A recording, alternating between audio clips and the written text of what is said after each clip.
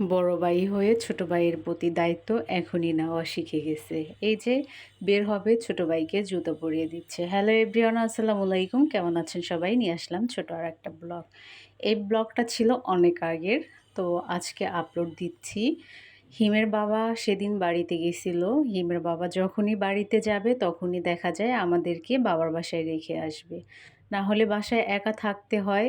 সেজন্য আমার একটু মন খারাপ ছিল। হিমের বাবা হয়তো বুঝতে পারছে যে আমার মন খারাপ, যেহেতু মা বাড়িতে নেই, মা গেছে ঢাকাতে।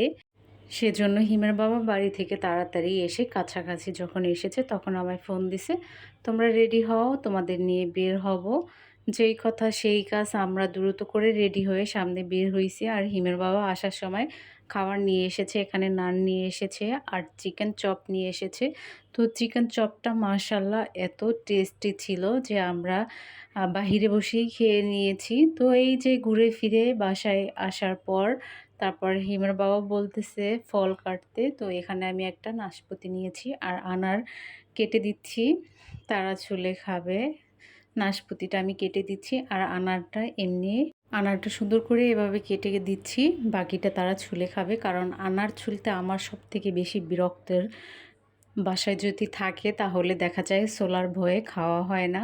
আর বাহির থেকে এই যে জুনানের প্যাম্পাস নিয়ে আসলাম, আর নিয়ে আসলাম জুনানের জন্য দুধ। আর হিমের বাবা যখনই বরিশাল যাবে না কেন, হোম হোম থেকে আমার জন্য সব সময় বিরিয়ানি নিয়ে আসবে এখানে। তো এখানে দুই ধরনের, দুইটা নিয়ে এসেছে, একটা হলো মোরগ পোলাও আর একটা কাচ্চি নিয়ে এসেছে। তো দুইটাই স্বাদ মাশাল্লাহ খুবই মজার ছিল। তো আমি হিমের বাবার খাইনি, আমি আর হিম দুজনে খেয়ে নিলাম। যেহেতু আমি পছন্দ করি কাচ্চিটা আর হিম পছন্দ করে মোরগ পোলাও, সেজন্য সবসময় হিমের জন্য মোরগ পোলাওটাও নিয়ে আসে। যাই হোক, দুইটাই পরিবেশন করে নিলাম। আর এই যে ফলটা দেখতে পাচ্ছেন, বলতে পারবেন এটার নাম কি?